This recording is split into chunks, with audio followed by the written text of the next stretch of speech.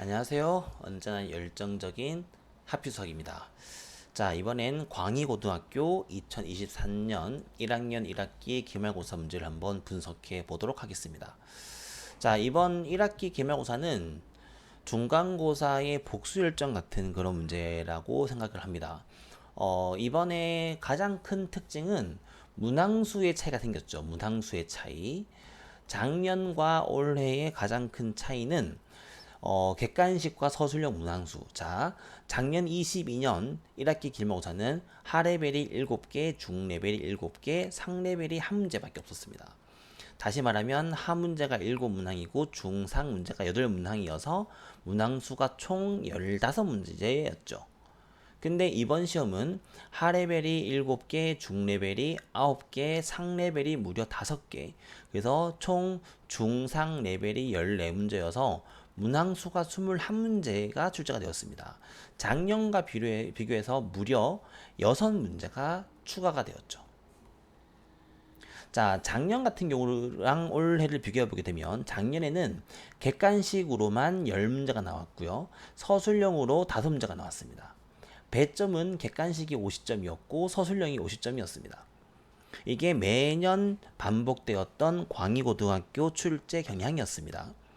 근데 올해부터 1학기 중간고사 때부터 아이들한테 서술형 문제는 내지 않을 거야.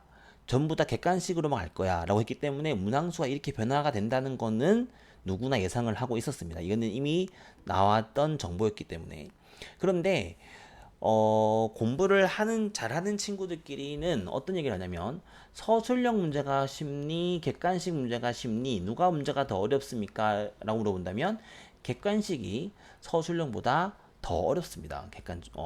서술형 문제는 아이들한테 서술력을 물어보는 문제이기 때문에 문제 난이도를 높이는 게 아니라 문제는 조금 기본적인 문제를 내면서 아이들한테 서술할 수 있는 능력 그런 것들을 보는 문제라고 한다면 객관식은 오로지 난이도로만 체크를 하기 때문에 객관식 문제가 서술형보다 더 어렵습니다.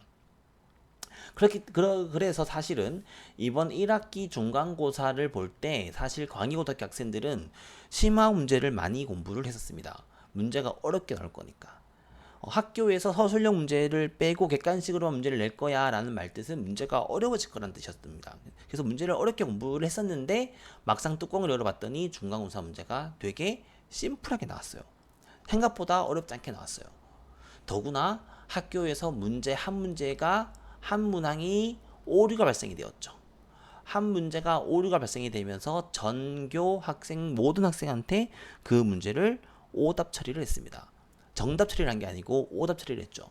그러다 보니까 아이들 혹은 부모님들 간에 그 문제에 대한 컴플레인이 많았고 아이들한테 혹은 선생님들이 문제에 대해서 논란거리가 많았기 때문에 이번에는 논란거리를 잠재우려고 아예 난이도를 높여버린 것 같습니다. 그래서 사실 이번 시험 문제를 보고 나서 너무 놀랐습니다. 개인적으로. 와, 이게 과연 광희고등학교 문제인가? 그래서 난이도를 아까 잠깐 말씀드렸지만 중상 레벨 문제가 무려 14문제고요. 상 레벨 5문제가 그냥 무늬만 상 레벨의 문제가 아니고 실제 상 레벨의 문제가 출제가 되었습니다. 그 중에 상 레벨 5개 중에서 3개 정도는 실제로 상당히 어려운 문제가 출제가 되었고요. 아이들이 시간을 충분히 준다고 해도 과연 이 문제를 풀 수 있을까라는 생각이 들 정도로 문제가 어렵습니다. 자, 정리해서 말씀드리게 되면 광희고등학교가 2023년에 들면서 서술형 문제를 배제하고 객관식으로만 문제를 내기 시작을 했다. 그래서 문제의 난이도가 높아질 수밖에 없었다. 그거는 누구나 알고 있었던 예상이 되었던 바였습니다. 그런데 중간고사에서 생각보단 다르게 난이도가 좀 낮았기 때문에 이번 기말고사 난이도가 높을 거라는 것도 어느 정도 예상했던 바였습니다.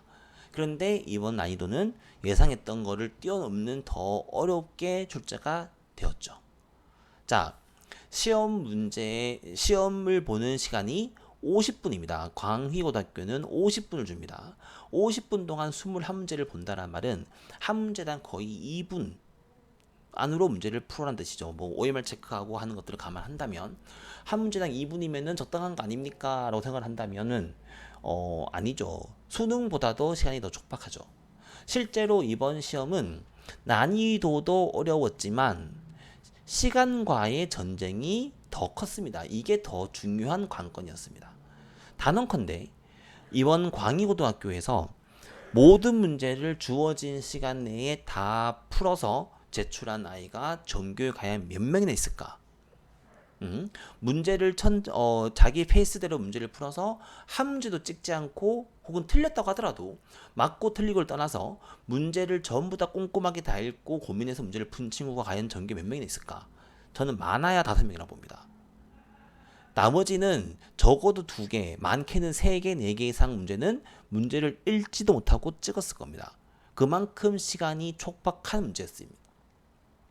제가 다음 페이지에서 주요 문항 3문제를 체크하겠지만 주요 문항 3문제가 중요한 게 아니라 주요 문제 3문제가 중요한 게 아니라 그거 가는 과정 내에서 주요 문제 이번 문제에서 20번 제일 뒤에 있는 20번, 21번 문제가 상당히 어려웠는데 중요한 건 아이들이 이 문제를 보지도 못했을 겁니다.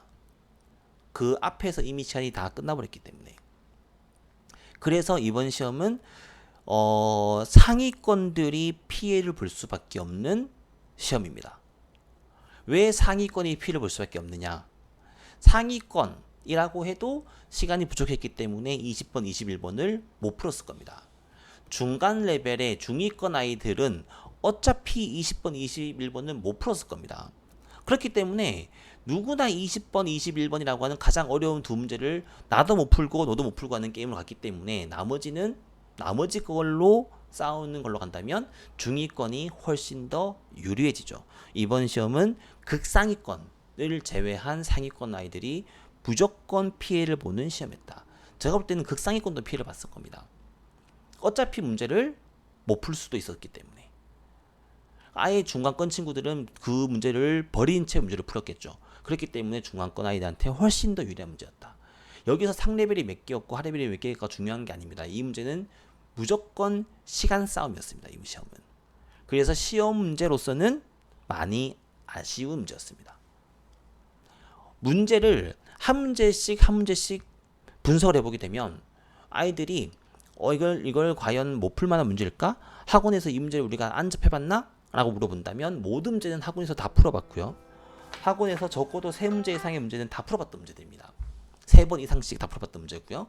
제가 지금 킬러라고 말하고 있는 20번, 21번 동안 학원에서 학교에서 충분히 풀어봤을 법한 상위권이라면 충분히 풀어봤을 법한 문제였지만 그걸로 아이들한테 레벨을 갈랐던 문제가 아니라 시간 싸움으로 갔던 문제였다. 이거는 학교 시험 문제로서는 많이 아쉬울 수밖에 없었던 문제였다. 마치 진성고 같은 느낌입니다. 앞부분부터 문제가 쉬운 문제들이 쭉 나왔던 게 아니고 어느 순간부터 한 7번, 8번부터 문제가 천천히 어려워지기 시작하면서 아이들한테 압박을 줬던 문제이지 않을까. 감히 예상한 건데 4문제 정도 틀려도 1등급이 나올 것 같습니다. 개인적으로는. 4문제까지 틀려도 1등급이 나오지 않을까. 이번 기말고사만 본다면. 중간고사, 기말고사를 합친다면 달라질 수 있겠지만 기말고사는 아마 4문제까지는 1등급 컷이 나올 걸로 보입니다. 웬만한 광희고등학교는 원래는 기존의 시험은 만점 혹은 1개를 틀려야 1등급 컷이 갈라지는 문제였다고 감안한다면 이번 문제는 4개 정도 틀려도 1등급 컷이 갈라지지 않았을까. 상당히 고민을 많이 하게 만드는 시험이었습니다. 당연히 이번 시험은 부등식보다는 방정식, 도형의 방정식이 메인이었던 시험이고요. 이번 시험은 평면, 좌표, 직방, 원방이 나왔기 때문에 난이도가 높을 거라는 거는 누구나 알고 있었던 예상입니다. 원방이 나왔잖아요. 직선이 나왔잖아요. 아이들이 사실은 이번 1학기 기말고사는 시험 자체 단원 자체 난이도가 이미 높은 시험이었음에도 불구하고 난이도도 높았다. 그래서 아마도 그래서 시간과 제한된 시간에 문제를 하는데 힘들었을 거다. 그런데 단점은 모두 객관식이었기 때문에 소위 말하는 찍신이 강림한 친구들한테는 그래서 아까 말했던 것처럼 3문제, 4문제 1등급 컷이긴 하지만 그거는 난이도상의 컷이고요. 실제로는 달라질 수도 있는 이유는 누가 더 잘 찍었니? 누가 더 운이 좋았니?로 갈리는 너무 속상한 시험이지 않을까. 상위권 친구들이 분명히 속상할 겁니다. 이번 시험은. 하지만 괜찮아. 너희들은 공부 열심히 했으니까. 분명히 차이가 날 거야. 자, 주요 문항을 한번 살펴보도록 하겠습니다. 객관식 14번 문제는 넓이를 2등분하는 문제입니다. 가장 심플한 문제이기도 하죠. 그런데 꼭지점을 지나가지 않는 넓이의 2등분은 이 문제는 노가다입니다. 다시 말하면 시간이 많이 할애가 될 거고요. 객관식 보기를 보시면 아시겠지만 객관식 보기가 문제가 막 루트가 나오는 그런 식입니다. 상당히 더하기 빼기 계산식이 복잡했을 거고요. 문제도 계산식이 많지만 계산 과정 또한 쉽지는 않았을 겁니다. 그래서 시간이 많이 걸리는 문제. 이거는 어렵다기보다는 시간 싸움의 문제. 객관식 20번과 21번은 시간을 충분히 주고 아이들한테 풀어볼래 라고 해도 아이들이 풀 수 있을까? 제가 시험 끝나고 와서 제가 지금 이 기출 영상 분석을 찍기 전에 21번 문제를 제가 한번 풀어봤습니다. 과연 얼마 걸릴까? 저는 이 문제의 지름길도 알고요. 이 문제를 쉽게 푸는 방법도 압니다. 그럼에도 불구하고 저는 이 문제를 푸는데 한 4분은 걸린 것 같습니다. 제가 개인적으로 쉽게 푸는 방법을 알고 있음에도 불구하고 이 문제를 푸는데 4분은 걸린 것 같습니다. 과연 아이들이 이 문제를 풀었다? 풀 수 있다? 없다? 풀 수 있다면 몇 분 걸렸을까? 단언컨대 이 문제는 풀 수 있는 친구가 풀어도 5분 혹은 8분은 걸릴 수 있는 문제였습니다. 아예 이 문제는 버리는 게 효과적일 수도 있는 문제. 20번도 마찬가지입니다. 난이도만 본다면 21번이 더 쉽고요. 20번이 난이도상으로는 더 어렵습니다. 이번 시험에서 가장 어려운 문제는 바로 얘입니다. 21번이 아니고 20번이 훨씬 더 어렵고요. 올림포스 고난도 문제라든가 그런 심화 교재에서 풀어봤던 친구들, 상위권 친구들이라면 한 번쯤 접해봤을 법한 문제들. 당연히 저희 학원 학생들은 이 문제들을 다 접해봤죠. 그런데 과연 여기까지 시간을 갔을까? 저는 이번 시험에서 중간 레벨의 문제들, 중간 레벨의 학생들, 흔히 한 3등급, 한 4등급 정도, 3, 4등급인 친구들은 감히 50점대가 나오지 않을까라고 예상을 합니다. 전교에서 아마 90점대는 손에 꼽을 수 있지 않을까. 아마 거의 없을 겁니다. 있어봤자 두세 명. 이번 시험은 아이들로 하게끔 많은 고민을 하게끔 만드는 시험이기도 하지만 수업을 준비하고 아이들의 성장을 위한 저의 입장에서도 많은 고민을 하게 만드는 시험이었고요. 한편으로는 되게 기쁩니다. 광희고등학교도 난이도가 높아졌다는 거에 되게 기쁘지만 과연 그게 이렇게 급진적인 난이도가 이렇게 일관성이 있지 않는 중간고사와 기말고사의 난이도가 일관성이 있지 않는 이런 시험이 과연 아이들한테 혼란을만 주지 않을까라는 염려가 많이 되기도 합니다.